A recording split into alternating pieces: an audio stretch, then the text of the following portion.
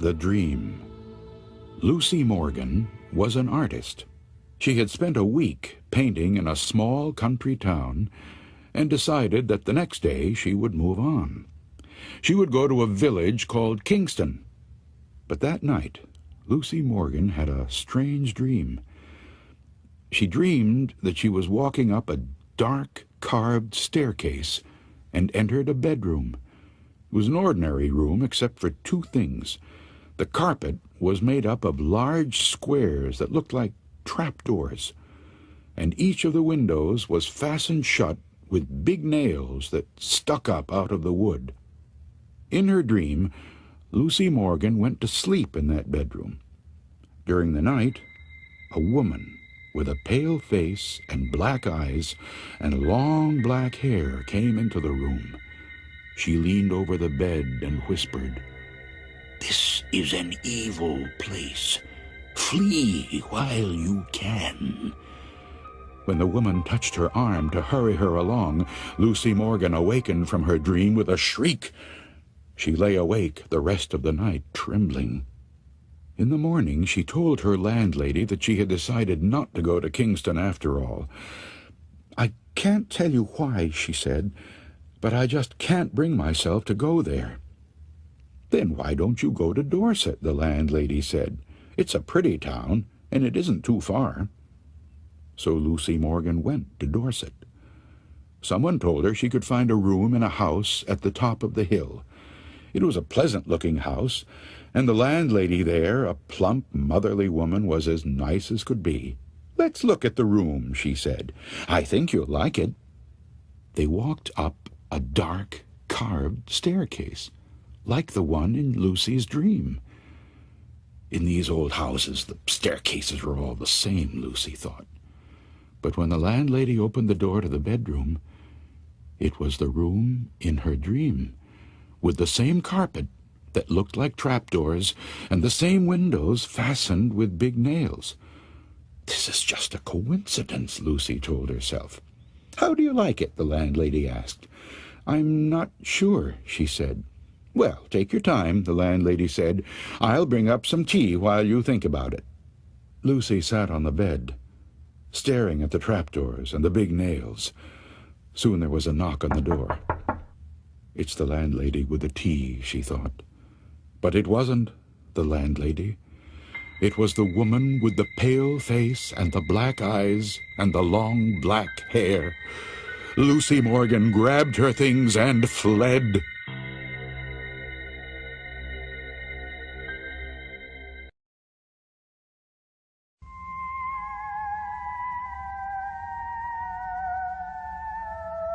The Voice. Ellen had just fallen asleep when she heard a strange voice. "Ellen," it whispered, "I am coming up the stairs.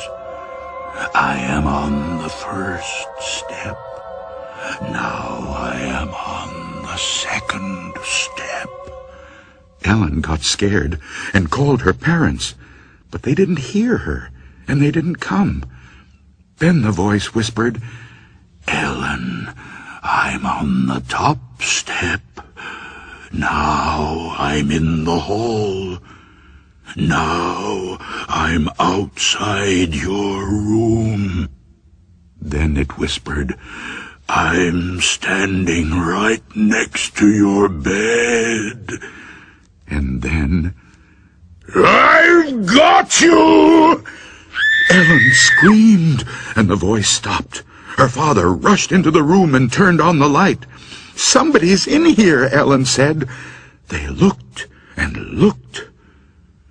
Nobody was there.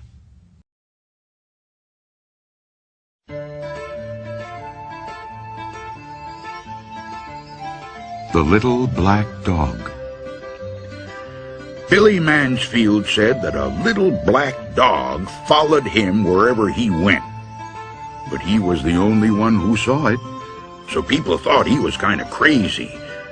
To drive the dog away, Billy was always hollering at it, throwing rocks at it, but the dog always came back. The first time Billy saw that dog was the day he fought Silas Burton. Billy was just a young man then, but the Burtons and Billy's family had been feuding for years. When Billy saw Silas riding toward him, he went for his gun and Burton went for his, but Billy fired first. He hit Burton in the back, knocking him from his horse. Burton's horse ran off and his gun fell where he couldn't reach it. He lay there on the ground, pleading with Billy not to kill him. But Billy killed him anyway. Burton's little black dog was with him when he was shot. The dog kept licking Burton's face and barking and snarling at Billy. In his anger, Billy killed the dog, too. There wasn't much law enforcement in those days, so Billy wasn't arrested. But all that night he heard Burton's dog outside his cabin, scratching on his door and barking to be let in. "I'm imagining this," Billy said to himself. "I shot that dog. It's dead." But the next morning Billy saw the dog. It was waiting for him outside. From then on there was not a day when he didn't see it. And there wasn't a night when he didn't hear it scratching on his door, barking to be let in. From then on, Billy was always finding black dog hairs on the sofa, on the floor, in his bed, even in his food. And the house and the yard stank of dog. That's what Billy said. Whenever somebody told him there wasn't any dog to see, he'd say, maybe you don't see it, but I do, and I'm not any crazier than you are. Things went on like that for many years. Then one morning, in the middle of the winter, the neighbors didn't see any smoke coming out of Billy's chimney. When they went over to check, Billy wasn't there. A day or so later, they found his body lying in the snow in a field back of his cabin. Billy had plenty of enemies, and at first it seemed like somebody might have killed him. But there wasn't a mark on his body, and there weren't any footprints out there except for Billy's. The doctor said Billy probably died of old age, but there was something odd about his death.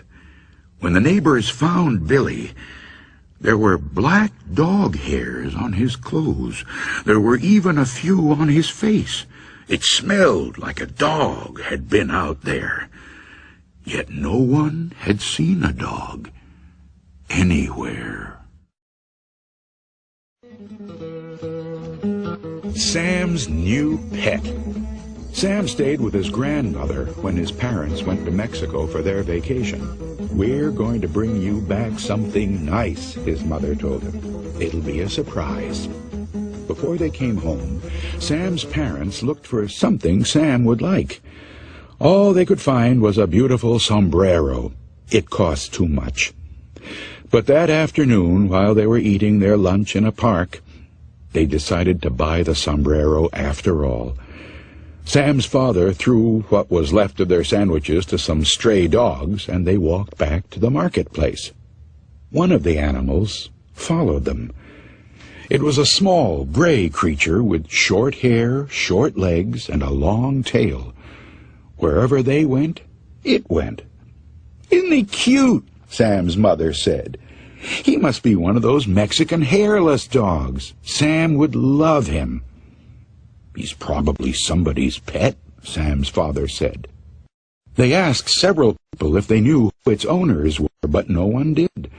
They just smiled and shrugged their shoulders. Finally, Sam's mother said, "Maybe he's just a stray. Let's take him home with us. We can give him a good home, and Sam will love him." It is against the law to take a pet across the border, but Sam's parents hid the animal in a box, and no one saw it. When they got home, they showed it to Sam. "He's a pretty small dog," said Sam. "He's a Mexican dog," his father said. "I'm not sure what kind. I think it's called a Mexican hairless. We'll find out. But he's nice, isn't he?" They gave the new pet some dog food, Then they washed it and brushed it and combed its fur. That night it slept on Sam's bed. When Sam awakened the next morning, his pet was still there. "Mother," he called, "the dog has a cold." The animal's eyes were running, and there was something white around its mouth. Later that morning, Sam's mother took it to a veterinarian. "Where'd you get him?" the vet asked. "In Mexico," she said. "We think he's a Mexican hairless. I was going to ask you about that." "He's not a hairless," the vet said. "He's not even a dog. He's a sewer rat. And he has rabies."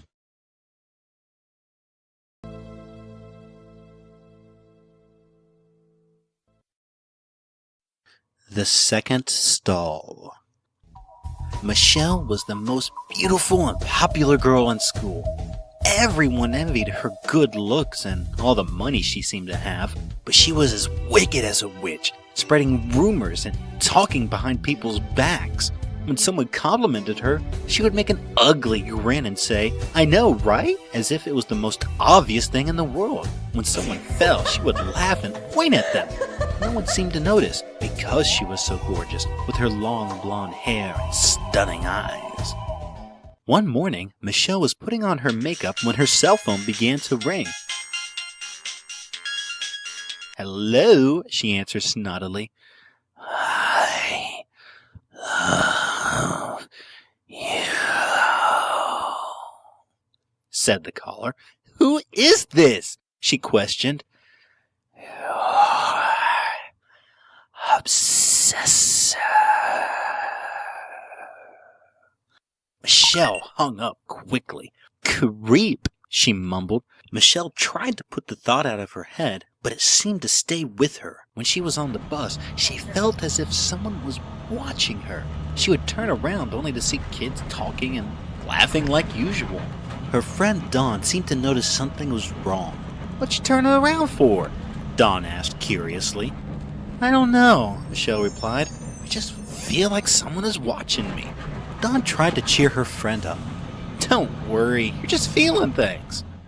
All day, Michelle felt as someone was watching her, someone always behind her. She could feel a prickling between her shoulder blades, but she could never spot who was watching. In the middle of class, she was sure she could feel eyes staring at her every move, but when she looked around, everyone had their eyes on their own work.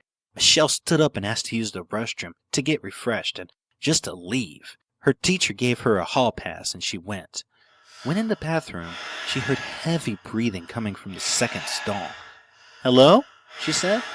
No reply. She heard a hideous laughter. This time she went and knocked angrily on the stall. "Shut up! Your breathing is so freaking annoying!" She heard herself echo, but she could tell it wasn't that, because the bathroom was quite small and did not echo at all. "You want to play games? I'll play your freaking games." She opened the stall door and saw Dawn standing there with a pen and needle, staring at Michelle intently. "Dawn?" she asked. "What are you doing with that stuff?" "I need your face." "What you talking about? My face?" Dawn knocked Michelle over and pinned her to the bathroom floor. She dug her fingernails into the other girl's skin and tore Michelle's face off. There was a loud shriek, and Dawn sewed it onto her own face. "I am your face." She then dragged the lifeless body into the second stall and hung her over the toilet. She tightly closed the stall door and walked away, never to be seen again. The Dead Hand. The village, huddled on the edge of a vast swamp. As far as one could see, there were soggy meadows, holes filled with black water, and glistening sheets of wet, spongy peat. Skeletons of giant trees, snags the people called them, rose up out of the muck, their dead branches reaching out like long, twisted arms. During the day, the men in the village cut the peat and hauled it home to dry and sell for fuel. But when the sun went down, and the wind, sighing and moaning, came in from the sea, the men were quick to leave.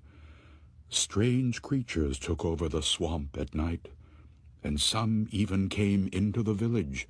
That's what everyone said. People were so afraid they would not go out alone after dark. Young Tom Pattison was the only person in the village who did not believe in these creatures. On his way home from work, he'd whisper to his friends, "There's one!" and they would jump and run, and Tom would laugh and laugh. Finally, some of his friends turned on him. "If you know so much," they said, "go back into the swamp some night and see what comes of it." "I'll do it," said Tom. "I work out there every day. Not once have I ever seen anything to frighten me. Why should it be different at night?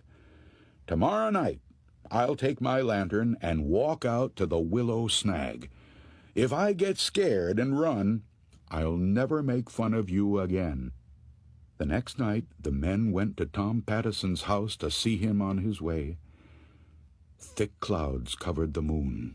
It was the blackest of nights.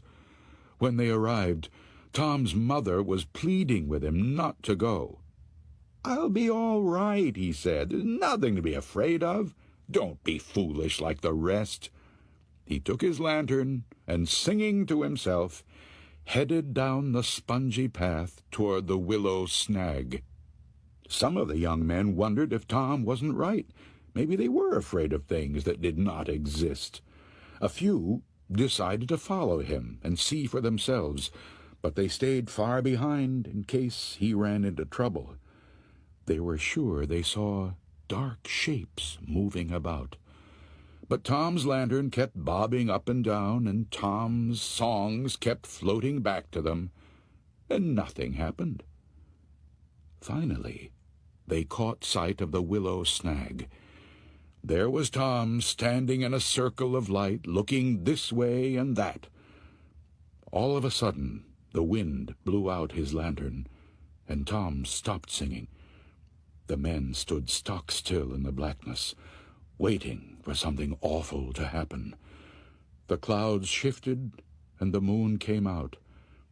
There was Tom again, only now he had his back pushed up against the Willow Snag, and he had his arms out in front of him, as if he were fighting something off.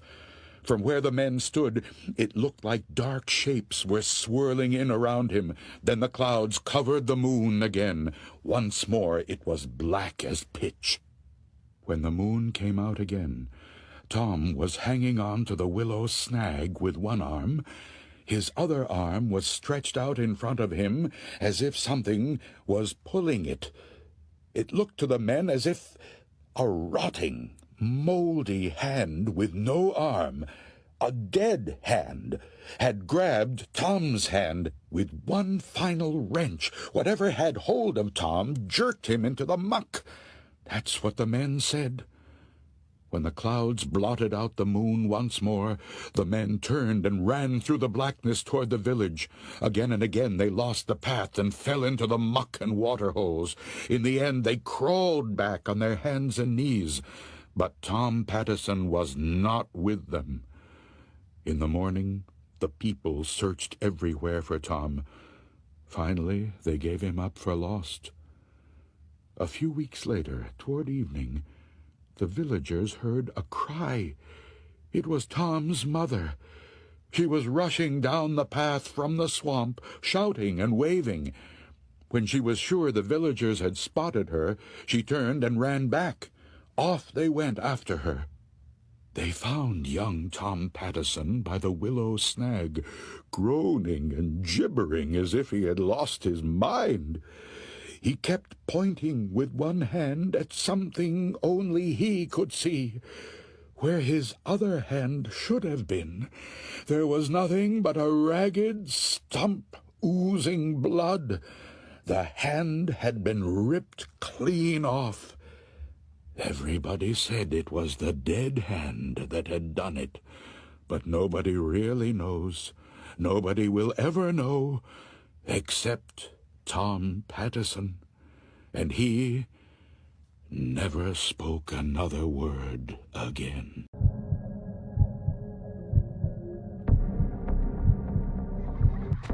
When I was a little girl, my parents took me to visit my grandmother. She lived in a little village in the countryside. Her cottage was very small and there was only one bedroom. My grandmother slept in one bed. My parents slept in the other, and I had to sleep on some cushions on the floor. We stayed there for a few weeks and I was troubled by terrible nightmares. Every night, I would wake up screaming. My parents tried to calm me down and asked me what was wrong. All I could tell them was that there was a man coming to get me. I can still remember the cause of my terror. Every night, I saw a shadowy figure emerge from behind the curtains in the corner of the room. He was a pitch black man. All I could make out was his silhouette. He was tall and he was hairy. I would watch in horror as he came crawling towards me with a sickening slowness. He came up to me and he whispered something in my ear. And just as I was about to scream, he would place a finger against his lips and whisper, "Shush, shush, shush." He tortured me every night to the point where I dreaded going to sleep. As time went on, he began to appear not only at night, but also during the day. One evening, we were all watching TV in the living room, and at some point, I happened to glance to my left. The curtain slowly drew back, and I saw the man standing there, staring silently at me. He raised his hand, put his finger to his lips, and whispered, "Shush, shush, shush." I let out a horrified scream and immediately told my mother what I had seen. She got up and went over to the curtains, pulling them back and forth, showing me that there was nothing there. But of course, by then, he had already disappeared. When the holiday was over, we went back to our apartment in the city and the nightmares stopped. After that, my grandmother would always come visit us. So we never went to her cottage on a vacation again. As time went on, I stopped thinking about the man and eventually forgot about him altogether. One summer, when I was 13 years old and my little brother was 5 years old, we went to stay with my grandmother again. My parents were in the kitchen, having a cup of tea with my grandmother. They asked me to get my little brother ready for bed. When I was preparing a mattress on the floor for both of us to sleep on, my little brother was sitting on one of the beds. I noticed that he was being usually quiet. When I looked up, I saw that he was staring at something. "What's wrong?" I asked. Then suddenly he jerked his head around and looked at me, his eyes wide with fear. He looked at me, pointing at the curtains. The shush-shush man is standing there. Needless to say, my brother and I spent the night sleeping in the kitchen, and we never went to visit my grandmother's cottage again.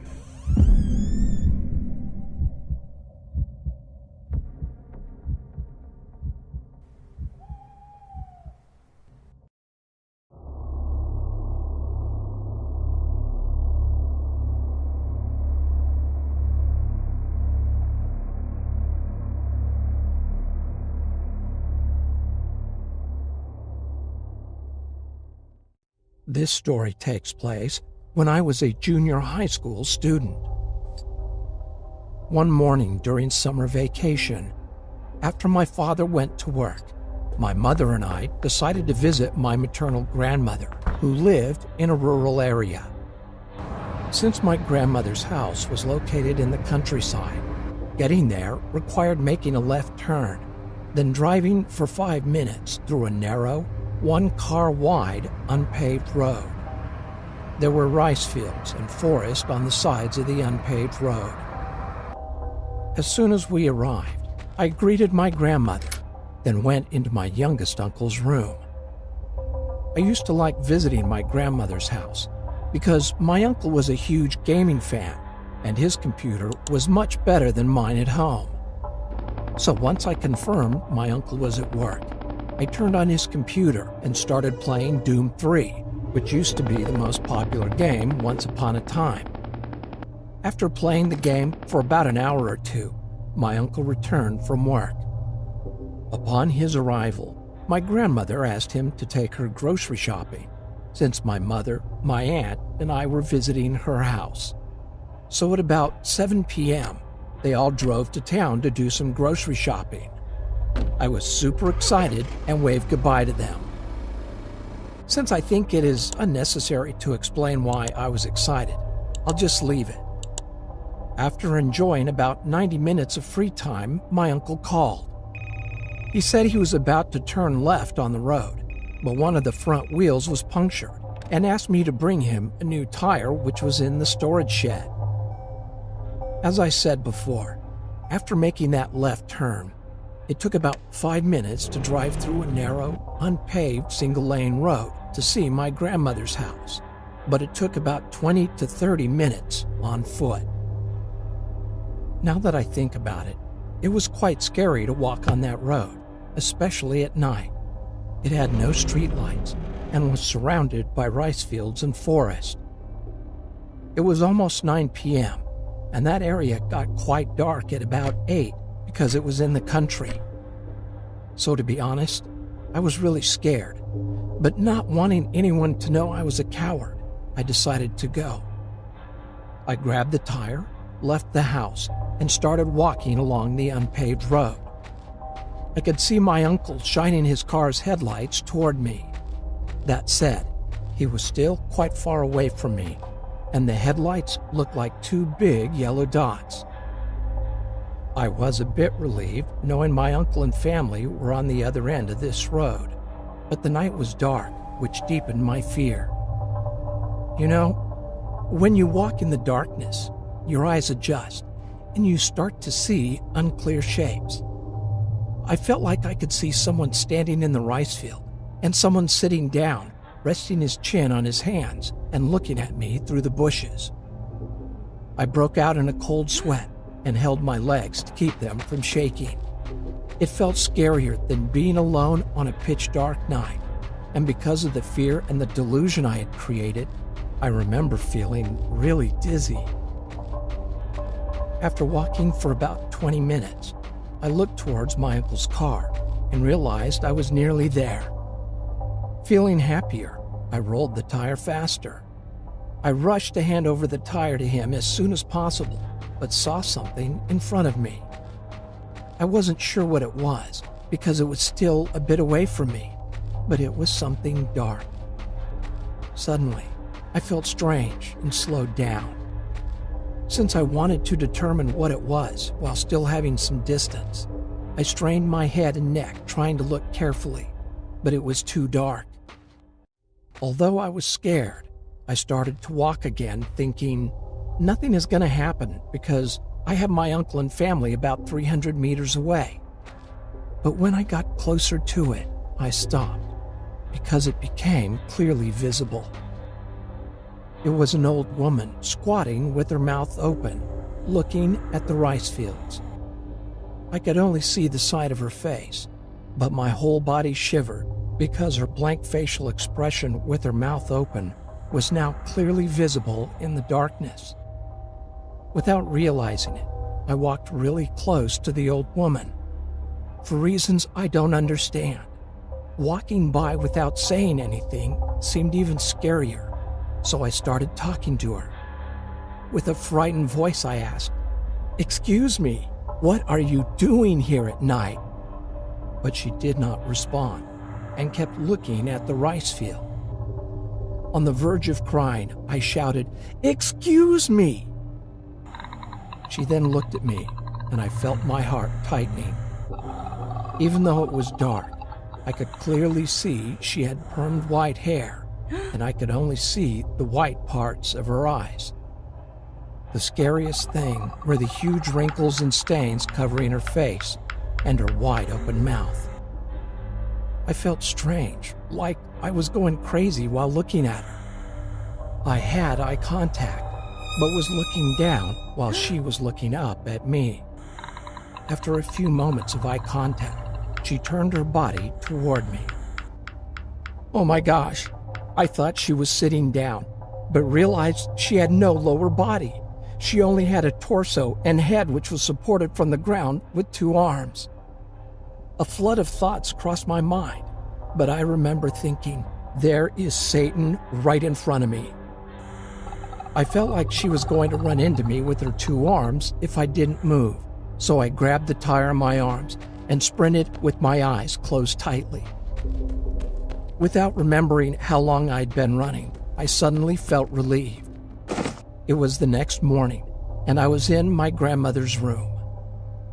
When I asked my mother what happened, she said she was waiting for me in the car and saw me sprinting with my head down, holding the tire in my arms, and suddenly fell off the road, causing my family to come out of the car shocked. After listening to my mother, I told her and my other family members what I went through. Thinking I had suffered a heat stroke, that evening my grandmother made me chicken soup. My uncle told me to stop playing horror games and wouldn't let me play Doom 3 anymore. From then on, I could only play a Star Wars racing game while staying at my grandmother's house. I still believe it was not a ghost that I saw that day. It was just an illusion caused by my mental weakness.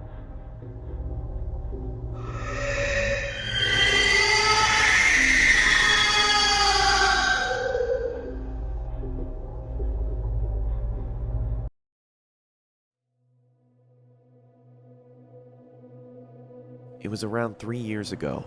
I was 17 years old and I worked at the local library in my city. The library was located in the middle of the city, but was totally abandoned in the evenings. I only worked in the evenings, when all the older staff had already gone home. My colleague and I were the only one left there that night. As it was the day before Christmas and a blizzard was going on outside, not one single customer inhabited the building. My colleague Thomas was down at ground level, while I was sitting at my desk on the top level.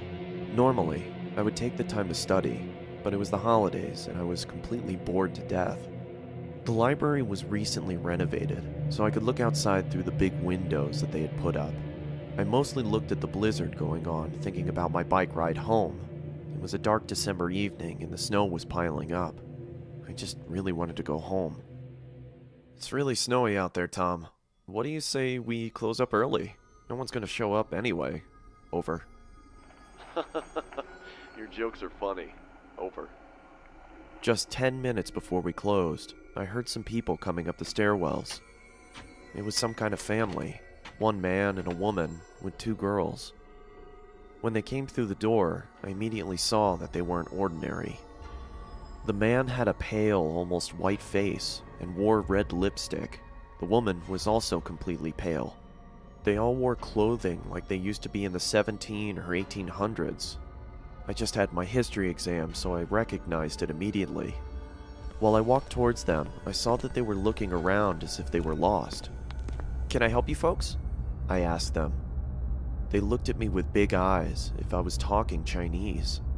I almost thought about bailing, but as we just had a meeting about customer satisfaction, I asked again, a bit louder. "Can I help you folks?" They now all looked at me with a big smile and large eyes. I was totally creeped out and I didn't really know what to do anymore. "If I can help you, I'll be at my desk," I said, and I quickly walked away. When I was at my desk, I could still see the family just standing there, doing absolutely nothing.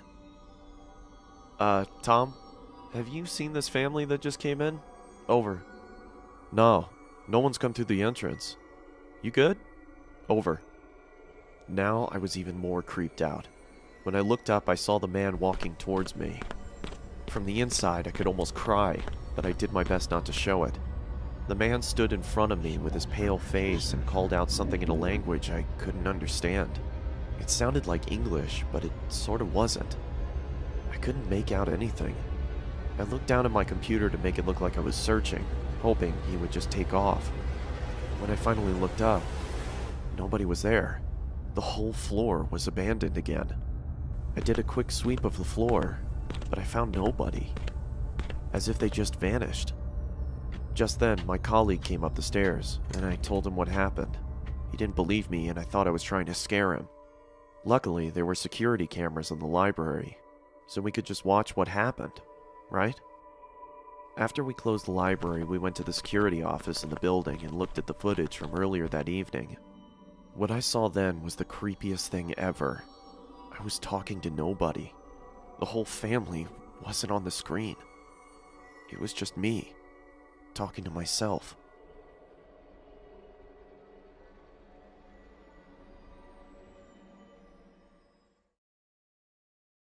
Thank you for sticking around to the end of the video. If you would like to support the channel, check out the merch link in the video description.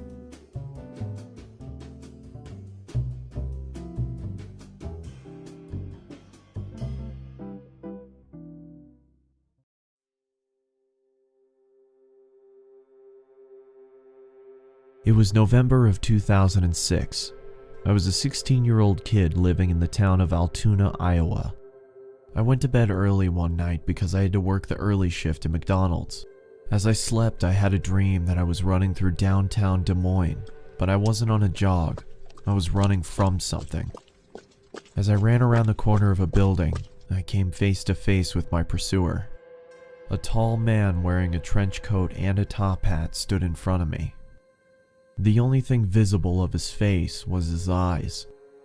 They were abnormally large with black pupils, and it looked at me as if it wanted something. After what felt like hours, he reached out his bony hand, as if he wanted me to go with him. I woke up violently from my dream, and after catching my breath, I peered around my room to see if I was safe. As I stood up from my bed, I noticed that I could see my breath. Feeling confused, I checked my window. It was latched shut. I then walked over and checked my vent. I could still feel warm air coming from it. As I sat back down on my bed, I tried to figure out what exactly was going on. That's when the figure from my dream appeared at the foot of my bed. I scrambled back to my headboard. What do you want? I asked, trying to hide the shakiness in my voice. With the same bony finger, it pointed at me. Growing up in a religious home, I believed what I was looking at was a demon. I told the creature to leave. It just waved its finger at me, and with a low voice, it spoke to me. Never leave. Always here. The creature then screamed loudly and disappeared. A feeling of nausea came over me, and I vomited on my floor. The last thing I remember was cleaning myself up and waking up to my alarm. It's been about a month since I had seen the top hat wearing man in my bedroom. The Christmas season was in full effect. My parents weren't home because they got invited to some kind of event, so it was only me and my 3 sisters at home. I had to wake up early in the morning for work, so I decided to go to sleep. I rested my head on my pillow and closed my eyes. Not even 30 seconds passed until my sisters burst into my room and started singing obnoxious songs. This of course made me very angry, but I thought if I ignored them that they would leave me alone. This was not the case. As I pulled the blankets over my head, I started to feel the same cold feeling that I had in November. As the obnoxious singing subsided, I lowered the blanket below my eyes and saw the man standing in the corner of my room. In one swift motion, he charged towards me, and I blacked out. When I finally came to, I found that my sisters had locked themselves inside the bathroom. As I knocked on the door, they told me to go away. I asked them what happened, and all they could say was Mom and Dad were on their way home. I looked down and saw that my hand was slightly bloody. Holes were in the bathroom door, and a broom was sticking out of the wall. I then walked into the living room and found that there were knives stuck into the wall as well. The same wave of nausea passed over me, just like in November, and I threw up again. As I was cleaning up, my parents walked through the door. My father immediately walked over to me and gave me a good beating. Then he sent me to my room. I went to bed crying. Not from the beating, I was crying because of the confusion. I had no idea what was going on. The next morning, my sisters reluctantly sat next to me and told me what had happened. They said I got angry and chased them down and tried to hurt them. They said my eyes were red to the point where they thought I was bleeding from them. They said I sounded like a different person. In 2011, that was the last time I saw the top hat wearing man. I just moved into a new apartment, and after a long, stressful day of unpacking, I took a shower and got ready for bed. As I started to drift off, I could feel that cold feeling again. I lifted my head and saw the man standing in front of me. The man's eyes were red now. With a low voice, just like on that November night, it looked at me and said, Never leave. Always here.